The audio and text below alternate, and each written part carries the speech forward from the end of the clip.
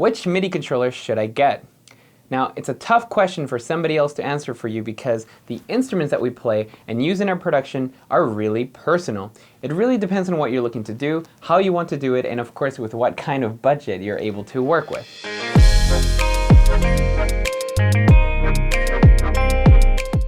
Let's start with what a MIDI controller is and MIDI itself. They come in a wide variety of shapes and forms, so be sure to check out what kind of interface you'd like to try first. There's the keyboard type, the guitar-like controllers, small drum pad controllers, big drum pads, full-size drum kits, and much more. This is because MIDI is an old digital protocol that simply allows us to send a digital signal to a MIDI-enabled instrument and then trigger a note or a sound corresponding to that device. Now, this is super powerful because a single MIDI note can trigger a piano note, a whole chord, a song, or even a powerful sequence of sounds all at once, which is what makes it so powerful, and it's still relevant today, even after 40 years after it was first introduced. So with that out of the way, let's talk a little bit about the hardware or software side of things. If MIDI is just simply sending a signal to another device, we need a computer, some software, maybe some hardware to actually play the sounds that you want to play. So if you haven't chosen a software or hardware option for what you're looking to do, now's a really good time to start researching your options in that department. Without a good sound generator, or simply the wrong one for your application, it's going to be a very frustrating experience to work with the MIDI controllers. Now, these days we're really lucky to have MIDI-enabled apps on our phones, our tablets, laptops, computers, hardware sound modules, synthesizers, and so much more. So depending on what level you need, there's always an option out there. I personally use my own iPhone and a MIDI controller all the time to play quick keyboards during band rehearsals. So if you're looking to get into music production though, software like Ableton Live, Logic Pro, FL Studio, and the like are going to be great options to use since they'll allow you to use the MIDI controllers to play instruments, but also trigger shortcuts and custom buttons that you'd like to program. Now we can start to look at some MIDI controllers and talk about some features that you might be interested in. If you're looking for a musical input interface, you can't go wrong with the classic piano keyboard style layout. Just keep in mind that these are available in various sizes, materials, weights, and even different sensitivities. So I'll discuss that a little bit more later, but if you'd like to try something more modern and musical at the same time, there's still a variety of pad controllers that allow you to play melodies, chords, drum patterns, and so much more right on board. Beyond the musical interface, you'll often find extra buttons, sliders, knobs, screens, LED lights, even infrared sensors for added functionality for the software or the hardware. In my opinion though, this is where manufacturers these days are spending a lot of time creating enticing designs to try to catch your eye and convince you to get their controller over our competitors. And for good reason. Many of these companies develop their own software instruments and audio tools, so they want to consider their design of their controllers so that they complement the software, and then hopefully you'll end up buying more of their software down the road. Now, this is where you'll come across many controllers that say bundled with X or comes with a light version of X and so on. A good example of this is Arturia, who makes fantastic software instruments that anybody can buy, but they also make great complementary controllers for their software. When you pick up their keyboard controller, it'll come with their free bundle of software.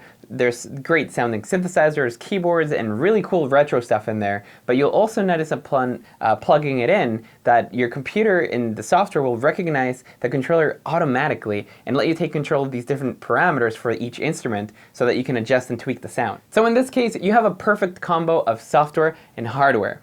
That is, if you're a huge fan of the Arturia library. Many other competitors offer pretty similar packages as well, like Native Instruments, Novation, and a few others, but that's not to say that there's no general MIDI controllers out there. In fact, you'll find lots of them too, but it's important to know what you're after. If you need some good sounding software, you might as well kill two birds with one stone and go with something that offers some good sounding software with the bundle.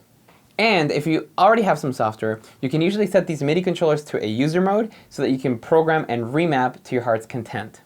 Now, some controllers are so flexible that you'll be able to remap MIDI signals directly on board, which is really handy if you're going to be working with older equipment. Alright, so now what about I/O? Well, these days MIDI controllers are often used with computers, tablets, and phones, so you'll find it pretty easy to get a controller with a USB MIDI port.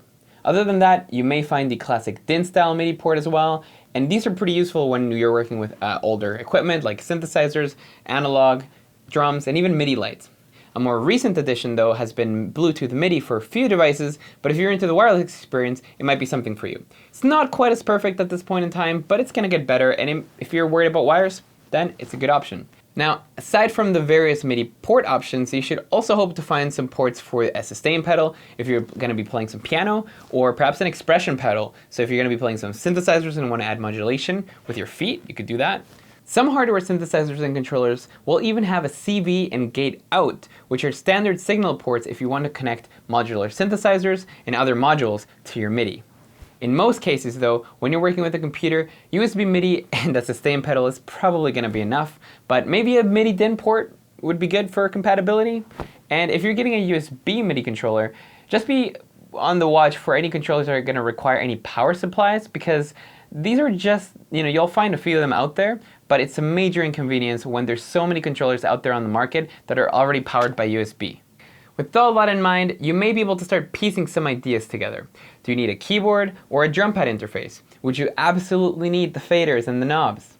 Maybe you just need a complementary controller with a couple knobs.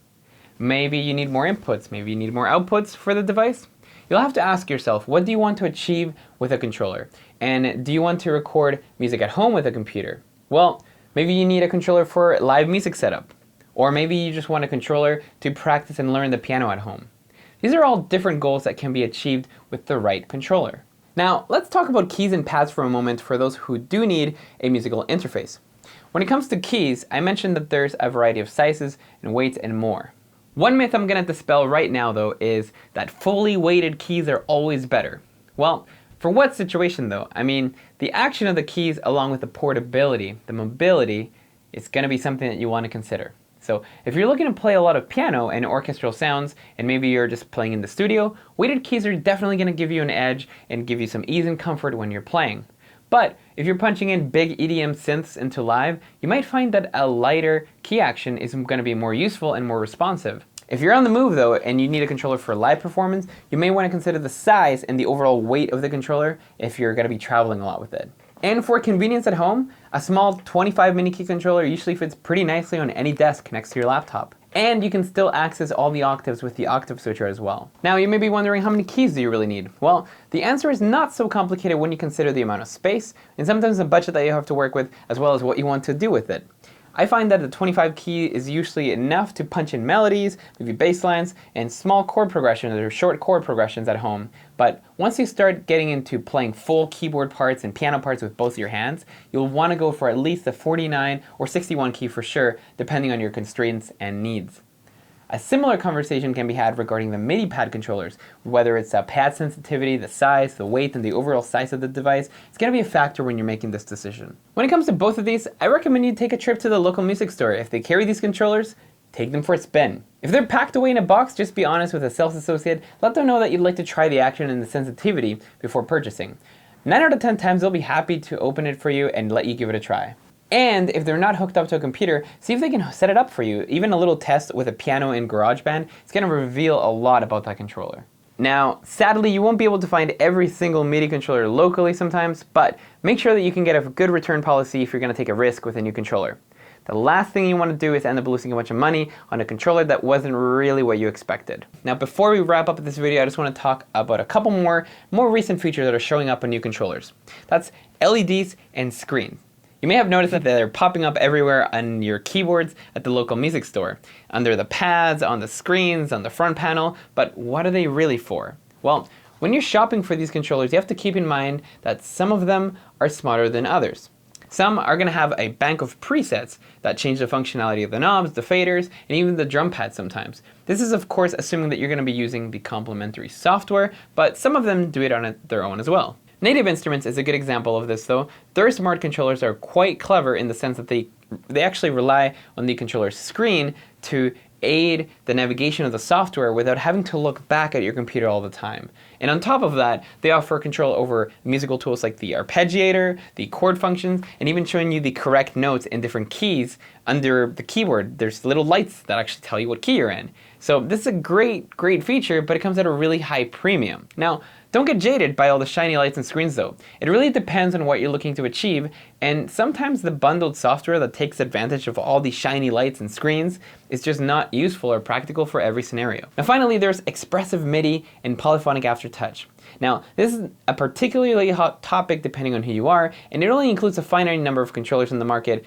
Two big names that would be the Seaboard and the Linstrument, with the Hacking Continuum regarded as one of the best expressive controllers on the market, but that one's in a bit of a different category because it has its own sound engine, so it's really more of a synthesizer slash controller. Now these types of controllers have innovated on what we can do with MIDI by providing extra expressive controllers under each pad or key, which allows you to actually modulate by pressing into them harder over time, moving your fingers up and down, side to side, and it's really incredible when you're trying to play really expressive sounds, but certainly not really for everything. Sometimes the added expression is more than what you might need for programming some simple piano, a synth pad, or just punching in some quick drums. Alright, so just to recap, in this video we talked about some MIDI basics, some standard features that you can expect to find in a controller, as well as some bonus features, a bit about what you can expect on the software side of things. I hope this video helps you evaluate your choices though in the future when you're out there looking for your next controller.